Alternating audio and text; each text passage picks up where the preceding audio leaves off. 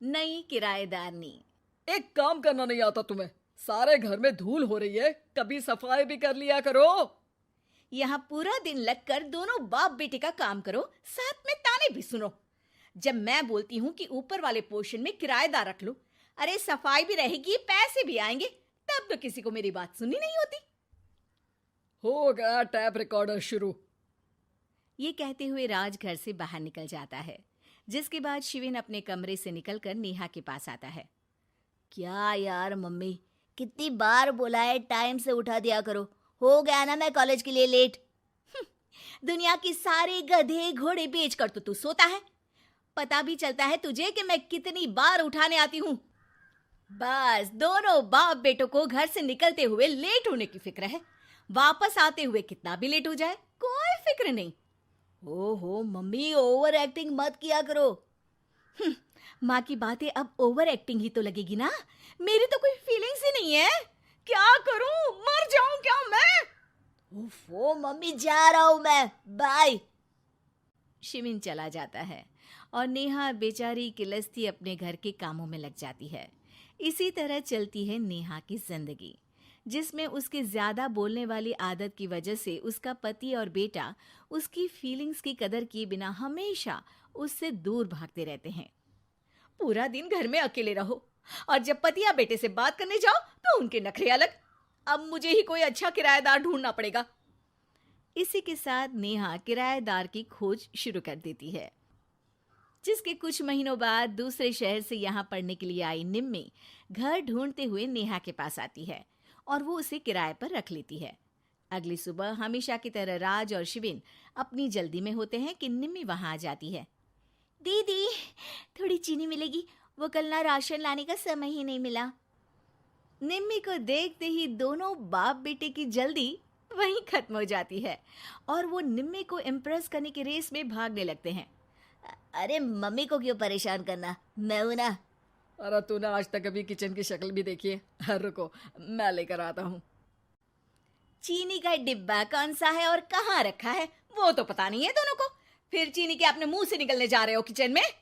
अरे मैं तो बस तुम्हारी मदद करने के लिए बोल रहा था। है क्या मदद? और वो भी तुम करोगे? सच में? अरे कोई तो सच बताओ, सुबह सुबह दोनों बाप बेटे कोई सूखा नशा करके तो नहीं आ गए ना?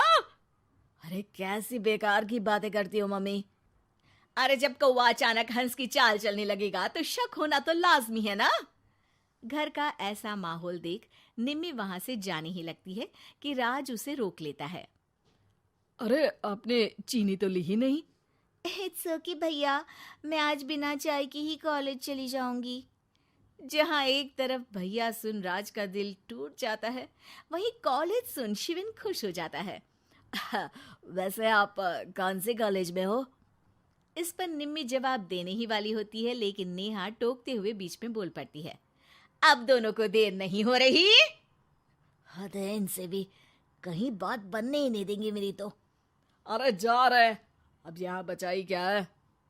इस पर निम्मी के पीछे पीछे शिविन कॉलेज की तरफ और राज ऑफिस चला जाता है। इसी तरह दिन बीतने लगते हैं, जिसमें अब सुबह जल्दी जाना और शाम लेट आने का सिलसिला सुबह लेट जाना और शाम जल्दी आने में बदल जाता है। एक शाम वो दोनों समय से पहले ही घर वापस आ जाते हैं, जिन्हें देख नेहा हैरान रह जाती है। हाय मेरे रब्बा, अरे पहले घर जल्दी आना शुरू कर दिया और आज तो उससे भी जल्दी। कहीं मैं कोई सपना तो नहीं देख रही? मतलब अब क्या हम अपने घर भी जल्दी वापस नहीं आ सकते? अरे घर तो कितने सालों से तुम्हारा ही है, पर लगता है कि अपना ही है, इस बात का एहसास अब हुआ है। वो सब ठीक है मम्मी, निम्मी कहाँ है? जरा उसे बर्थडे विश तो कर दूं। अरे वाह रे, आज तक तो अपनी माँ का बर्थडे तुझे याद नहीं रहा, उसका बहुत याद है। वो तो मुझे पापा ने याद दिलाया है। हैं? अरे क्या बोल रहे हो तुम झूठे? नहीं बेबी, देखो मुझे तो तुम्हारा बर्थडे भी याद नहीं रहता, तो उसका कहाँ से याद रहेगा मुझे? तौबा, मैंने तो किराएदार रखकर अपने ही पैर पर कुल्हाड़ी मार ली। बेटा तो बेटा, यहाँ तो बाप भी किसी से कम नहीं है। इतनी देर में निम्मी भी घर वापस आ जाती है, जिसे देखते ही शिविन हैप्पी बर्थडे गीत गाता हुआ उसके पास चला जाता है। हैप्पी बर्थडे निम्मी। बताओ आज क्या चाहिए तुम्हें? हाँ हाँ, मांग लो ना इसकी जान। अरे नहीं नहीं, मुझे कुछ नहीं चाहिए, बल्कि मैं तो आज आप लोगों को कुछ देने आई हूँ। क्या क्या देने आई हो? निम्मी अपनी बैग में से मिठाई का डिब्बा और शादी का कार्ड निकालती है। ये मेरी शादी का कार्ड और मिठाई। आप सबको मेरी शादी में जरूर आना है और इसी खुशी में मिठाई खाइए। निम्मी की बात सुनकर जहां शिविन और राज शॉक में आ जाते हैं, वहीं नेहा हंसने लगती है।